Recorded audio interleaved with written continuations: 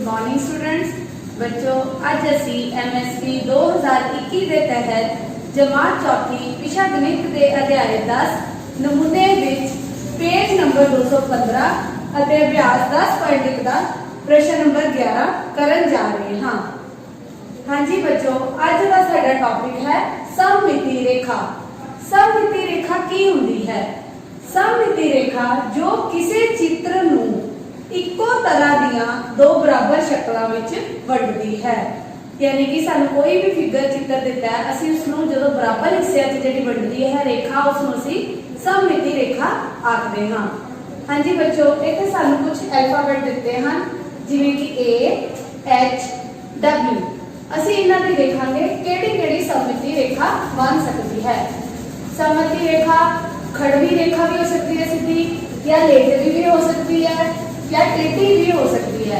ਜਿਹੜੀ भी रेखा दो बराबर हिस्सिਆਂ 'ਚ चित्र ਨੂੰ ਵੰਡੇ उसनूं सममिति रेखा कहते हैं।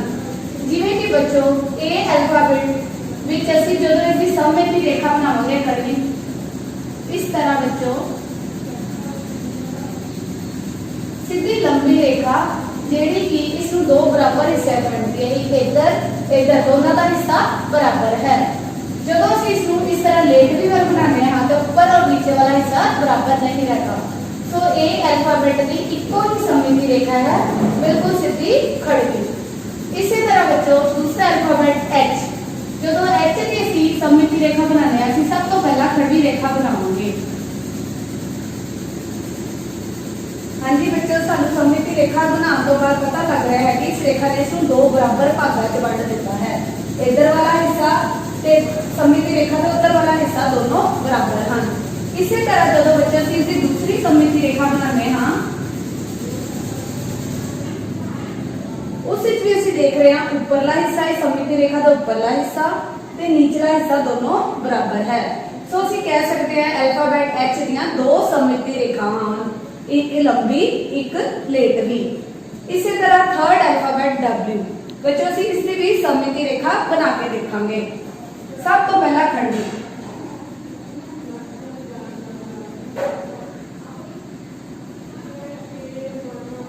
हाँ जी बच्चों, खड़वी सममिति रेखा बनाने सानू पता लग गया कि रेखा दे इस इधर वाली साइड वाला हिस्सा ते उधर वाली साइड वाला हिस्सा दोनों बराबर है।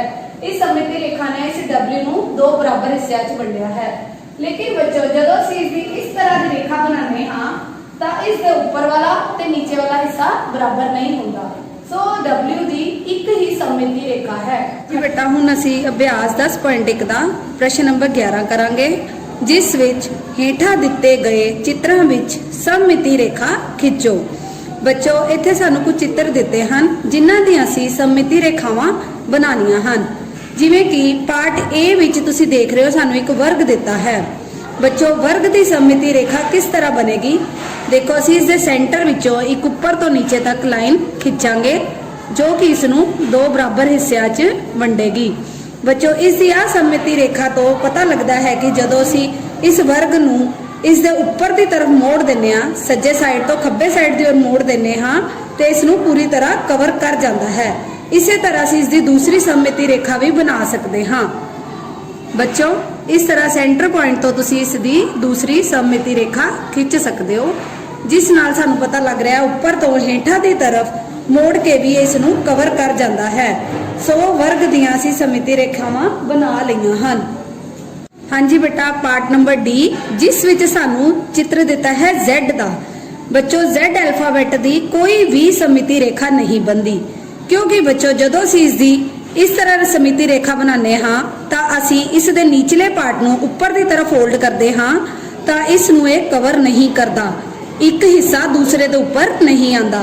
जे असीं इसदी लंबी वाली बनाने हाँ तो भी असीं इसनूं इस दे दो हिस्से बराबर नहीं कर सकते, या असीं कह सकते हैं इसदा इस हिस्से नूं इस हिस्से ते फोल्ड करन ते इस दे ऊपर नहीं आंदा। सो Z दी कोई भी सममिति रेखा नहीं बनेगी। हुण बेटा असीं पार्ट B करन जा रहे हाँ, जिस विच तुसीं देख रहे हो कि सानू एक पत्ते का चित्र दिता है। बच्चों पत्ते के चित्र विच सानू साफ पता लग रहा है जदि जे असीं इस दे विचकार सममिति रेखा खिंचांगे तो इसका एक पार्ट जो कि सज्जे साइड असीं खब्बे की तरफ इसनूं इस दे उपर ਕਵਰ ਕਰ ਸਕਦੇ ਹਾਂ, ਯਾਨੀ ਕਿ ਇਸ ਦਾ ਇਹ ਸੱਜੇ ਵਾਲਾ ਹਿੱਸਾ ਖੱਬੇ ਦੇ ਉੱਤਰ ਪੂਰੀ ਤਰ੍ਹਾਂ ਆ ਜਾਏਗਾ। ਦੇਖੋ ਬੱਚੋ, ਇਸ ਦੀ ਸਮਿਤੀ ਰੇਖਾ ਸੈਂਟਰ ਤੋਂ ਇਸ ਤਰ੍ਹਾਂ ਆਏਗੀ। ਇਸ ਦੀ ਇੱਕ ਹੀ ਸਮਿਤੀ ਰੇਖਾ ਬਣਦੀ ਹੈ ਜੋ ਕਿ ਇਸ ਨੂੰ ਦੋ ਹਿੱਸਿਆਂ 'ਚ ਬਰਾਬਰ ਕਰ ਰਹੀ ਹੈ। ਪਾਰਟ ਈ ਸਾਨੂੰ ਆਇਤ ਦਿੱਤਾ ਹੈ, ਇਸ ਦੀਆਂ ਵੀ ਅਸੀਂ ਵਰਗ ਦੀ ਤਰ੍ਹਾਂ ਦੋ ਸਮਿਤੀ ਰੇਖਾਵਾਂ ਖਿੱਚ ਸਕਦੇ ਹਾਂ ਸੈਂਟਰ ਤੋਂ ਸਿੱਧੀ। देखो बच्चों, इस दे दो बराबर हिस्से बन गए। इसी तरह असी बैठवी रेखा भी इसकी खिंच सकते हैं जो कि उसनू ऊपर तो नीचे तक दे बराबर हिस्से दिखा रही है। इस तरह असी इसदियां दो सममिति रेखावां खिंचियां। पार्ट सी जिस विच तुसी देख रहे हो कि सानू एक अल्फाबेट दिता है टी। टी बेटा जदों असी सेंटर विच इसदी सममिति रेखा खिंचदे हां तां इसदी एक सममिति रेखा बन रही है, यानी कि दोनों तरफ बराबर दा हिस्सा आ रहा है। सो असी टी दी एक सममिति रेखा खिंचते हाँ। हाँ जी बेटा, पार्ट एफ जिस विच सानू एक चक्कर दिता है। चक्कर दियां भी असी बच्चे इनफाइनाइट यानी बहुत सारियां सममिति रेखावां खिंच सकते हाँ। सब तो पहला असी सेंटर तो ऊपर तो नीचे तक दी एक सममिति रेखा खिंचांगे जो कि इसनू बराबर दो हिस्सियां च वंड रही है। इसे तरह बच्चों असी इसनू इस तरह लेट भी एक रेखा भी खिंच सकते हैं जिहड़ी इसनू ऊपर और नीचे बराबर हिस्सियां च वंड रही है। इसी तरह बच्चे असीं इसकी टेढ़ी भी एक रेखा खिंच सकते हैं जो कि इसनू ऊपर ते नीचे बराबर हिस्सियां च वंड रही है। इस तरह असीं इसदियां किन्नियां ही सममिति रेखावां खिंच सकते हाँ। बच्चों, हुण असीं इस अभ्यास का प्रश्न नंबर 12 करांगे जिस विच सममिति नमूनिਆਂ नू पूरा करो। बच्चों, इत्थे सानू कुछ चित्र दिते हन जो कि अधूरे हैं जिन्हां च उन्होंने सममिति रेखा खिंच के दिखाई गई है। बच्चों, सममिति रेखा जिवें कि सानू पता ही है कि दोनों हिस्सिਆਂ ਨੂੰ बराबर हिस्सिਆਂ चित्र ਨੂੰ दोनों बराबर हिस्सिਆਂ ਵਿੱਚ ਵੰਡਦੀ है। जिवें बच्चों इत्थे एक चित्र बनया है जिस दी सममिति रेखा है। ਅਸੀਂ सममिति रेखा ਦੇ सज्जे तरफ बिल्कुल उन्ना ही हिस्सा बनावांगे जिन्ना खब्बे तरफ बनया है। सो बच्चों, ਅਸੀਂ इस ਨੂੰ पूरा करते हाँ। सब तो पहला असी इधर लाइन बिल्कुल बराबर जिन्नी उधर है और